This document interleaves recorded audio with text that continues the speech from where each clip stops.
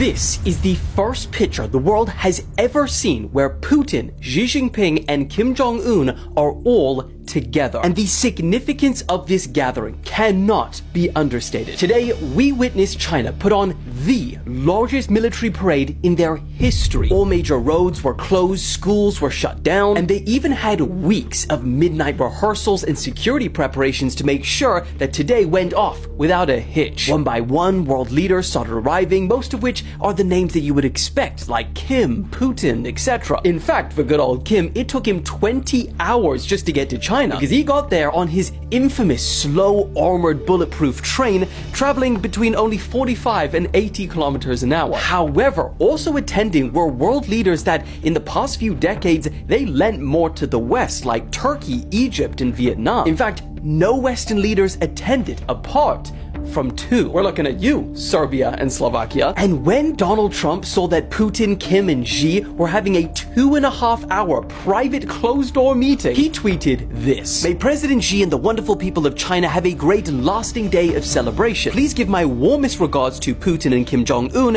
as you conspire against the United States." Now, it wasn't just what they spoke about that will be of concern of Western leaders watching. It'll also be the new weapons that China unveiled. These included new powerful laser weapons capable of taking out swarms of drones, burning electronics, or even blinding pilots, new nuclear ballistic missiles with a range capable of striking US mainland, giant underwater unmanned drones, and also a number of weapons which display China's heavy investment in the future of warfare, including drones, smart tanks, AI-assisted weaponry, and of course, even robot dogs. In fact, today on Chinese social media, all of the top searches were about the parade and its weapons, including the fourth one talking about their new ICBMs having the striking range that covers the entire world. But for Xi Jinping, what means more than showing off new weaponry is showing off a new world order, one that challenges the West and its allies, but also one where China is positioned right in the center. In fact, in Xi's speech overlooking the military parade, he said, "The rise of the Chinese nation is unstoppable. Strength may prevail for a time, but over the long arc of history, it's reason that wins." So the question is Donald Trump's foreign policy pushing these countries together to strengthen their relations? Or was what we saw today inevitable and would have happened no matter who was in office?